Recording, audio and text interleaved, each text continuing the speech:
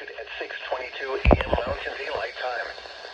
The Forest Service Utah Avalanche Center in Salt Lake City has issued a backcountry avalanche warning, which is in effect from 7 a.m. Mountain Daylight Time, Sunday, April 9th through 6 a.m. Mountain Daylight Time, Monday, April 10th. What?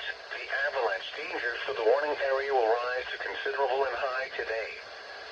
Where? For the mountains and foothills of northern Utah, including the Wasatch Range, Bear River Range, Wellsville Range, Eau Claire Mountains, Stansbury Range, Cache Valley, and Ogden Valley. When? 7 a.m. Mountain Daylight Time this morning to 6 a.m. Mountain Daylight Time Monday morning impacts. Warm temperatures and the intense sun will create widespread areas of unstable wet snow. Natural and human-triggered cornice falls and wet avalanches are certain.